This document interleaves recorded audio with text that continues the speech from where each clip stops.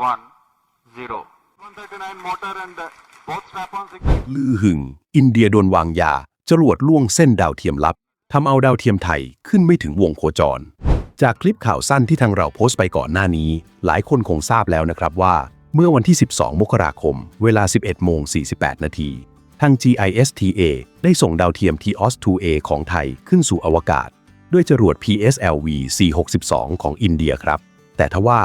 เกิดเหตุขัดข้องทางเทคนิคที่จรวดท่อนที่ 3ทำให้เสียการส่งตัวและบินเบี่ยงเบนไปจากแผนผลคือดาวเทียม TEOS-2A และเพื่อนร่วมทางอีก15 ดวงไปไม่ถึงวงโคจรครับ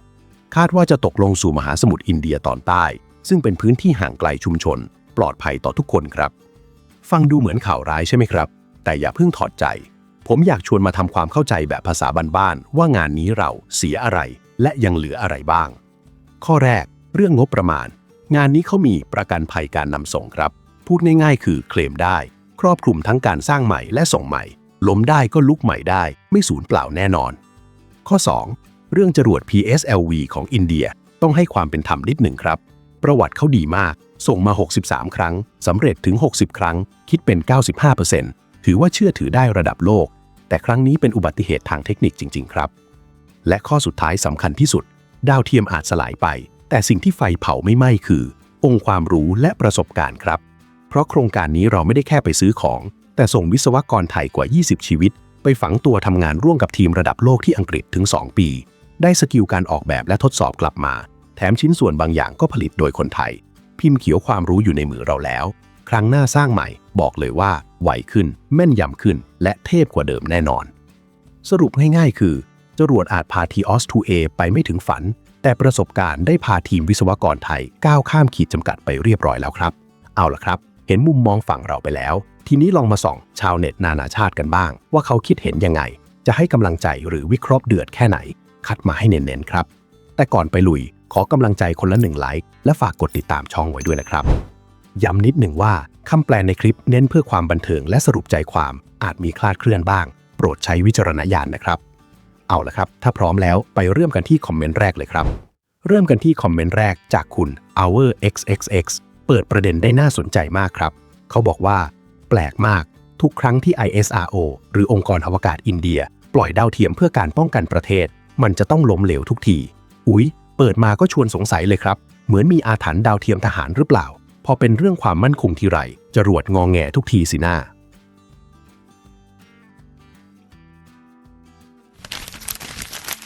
ต่อกันที่คอมเมนต์ที่2จากคุณ InXXX ท่านนี้วิเคราะห์ลึกไปอีกครับเขาบอกว่าเที่ยวบิน C61 ล้มเหลวตอนขั้นที่3ซึ่งขนส่งดาวเทียมลับทางการทหารแล้วตอนนี้ C62 ก็มาล้มเหลวตอนขั้นที่3อีกและก็ขนดาวเทียมลับทางการทหารเหมือนกันบ้าไปแล้วเราต้องตรวจสอบ ISRO ด่วนผมมั่นใจว่าต้องมี Sleeper Cell หรือหนอนบ่อนไส้หรือการแทรกแซงจากภายนอกแน่ๆขนลุกสู้เลยครับถ้าเป็นเรื่องจริงนี่หนังสายลับชัดๆมีหนอนบ่อนไส้อยู่ในองค์กรหรือเปล่างานนี้ไทยเราพลอยโดนลูกหลงไปด้วยเลยครับ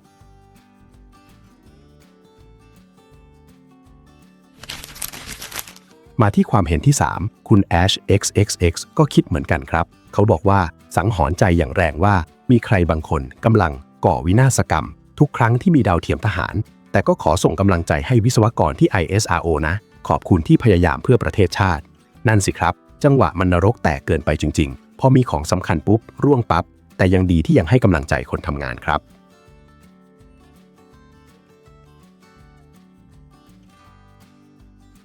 คอมเมนต์ที่4จากคุณ ABCXXX ฟันธงเลยครับว่าใครทำเขาบอกว่ามันคือการก่อวินาศกรรมจากจีนแต่เดี๋ยวก่อนครับมีคนมาตอบกลับแบบแสบๆขันๆด้วยคุณ JJXXX มาตอบว่าจริงสงสัยอะไรคงสั่งมาจากโรงงานของเล่นในเซินเจิ้นประเทศจีนมั่งแหมแซวแรงส่วนคุณอวันติกา XXX ก็มาเบรกว่าไม่น่าใช่มั้งน่าจะเป็นอินเดียลืมใส่ขี้วัวลงไปในเชื้อเพลิงแข็งมากกว่าแหมจากทฤษฎีสมคบคิดกลายเป็นดราม่าระหว่างประเทศซะงั้นตีกันยับเลยครับในคอมเมนต์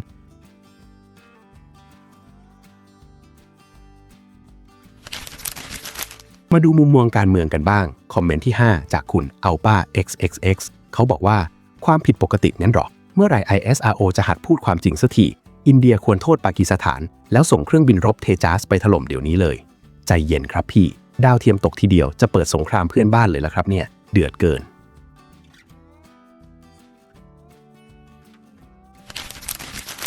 ปลี่ยนมาดูสายวิเคราะห์ข้อมูลกันบ้างคอมเมนต์ที่ 6 จากคุณ WWEXXX ท่านนี้พิมพ์มายาวมากครับผมสรุปให้ฟังง่ายๆนะครับเขาบอกว่าแย่มากนี่เป็นครั้งที่ 2 ติดต่อกันแล้วนะเพราะเมื่อเดือนพฤษภาคม 2025 ภารกิจก่อนหน้านี้ก็ล้มเหลวเพราะเชื้อเพลิงแข็งในท่อนที่ 3 มีปัญหาเหมือนกันเป๊ะทำให้เสียดาวเทียมถ่ายภาพเรดาร์ไปข้อมูลแน่นแสดงว่าปัญหานี้มันเคยเกิดมาแล้วและยังแก้ไม่ตกซ้ำรอยเดิมที่จุดเดิมเป๊ะน่าเป็นห่วงมาตรฐานความปลอดภัยจริงๆครับ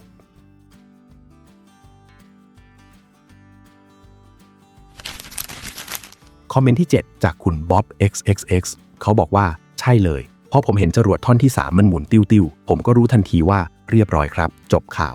ภาพจำอย่างชัดเจนใครดูสดตอนนั้นคงใจหายวาบเหมือนกันครับหมุนเคว้งเป็นลูกข่างเลย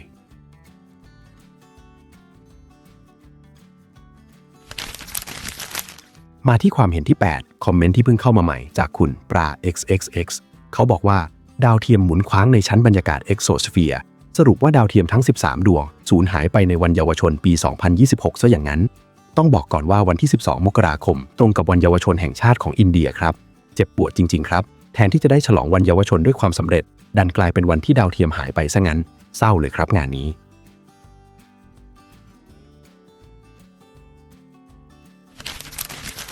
มาที่ความเห็นที่ 9 จากเพื่อนบ้านชาวจีนกันบ้างคุณนิน XXX พิมพ์มาสั้นๆว่าล้มเหลวอีกแล้วหรอสั้นๆแต่เจ็บจี๊ดครับเครื่องหมายคำถามมากันเป็นกองทัพเหมือนจะบอกว่าอีกแล้วเหรอพี่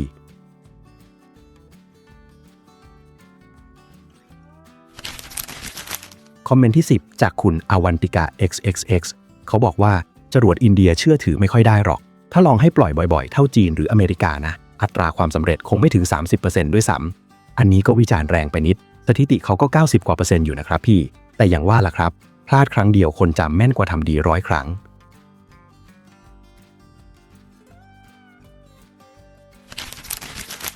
คอมเมนต์ที่ 11 คุณอาบรา XXX บ่นยาวเลยครับเรื่องระบบการศึกษาเขาบอกว่าเดี๋ยวนี้วิทยาลัยวิศวกรลดวิชาคณิตศาสตร์ลงแล้วไปสอนเรื่องวัฒนธรรมอินเดียแทนนี่ไงคุณภาพการศึกษาของเราขนาดนายกยังโชว์วิธีการศึกษาไม่ได้เลยอนาคตเราคงเป็นแบบนี้แหละโอ้โหลากยาวไปถึงระบบการศึกษาและการเมืองในประเทศเขาเลยทีเดียวดูท่าจะอัดอั้นตันใจมานานนะครับเนี่ย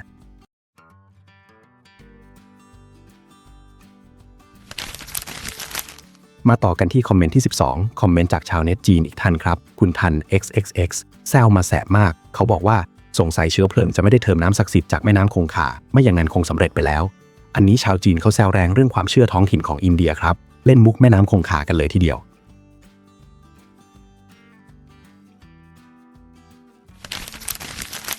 ปิดท้ายด้วยคอมเมนต์ที่ 13 ที่อ่านแล้วขนลุกและได้ใจที่สุดครับเขาพิมพ์มาสั้นๆว่าเราจะผงาดขึ้นมาใหม่อีกครั้งเพราะเราทำได้เสมอสุดยอดครับนี่แหละจิตวิญญาณนักสู้ล้มได้ก็ลุกได้ครับวันนี้ดาวเทียมอาจจะล่วงแต่หัวใจคนดำไม่เคยร่วงครับเป็นกำลังใจให้ทั้งทีมอินเดียและทีมไทยของเราสู้ต่อไปครับ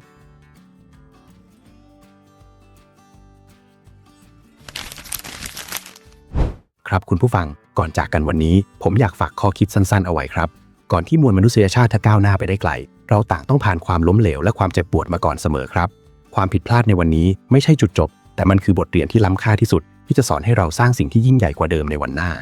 ผมหวังว่าสักวันหนึ่งประเทศไทยเราจะนำบทเรียนเหล่านี้มาพัฒนาจนก้าวไปถึงจุดที่สามารถส่งจรวดของเราเองได้เช่นกันและขอส่งกำลังใจให้ทีมงานอินเดียสู้ต่อไปครับ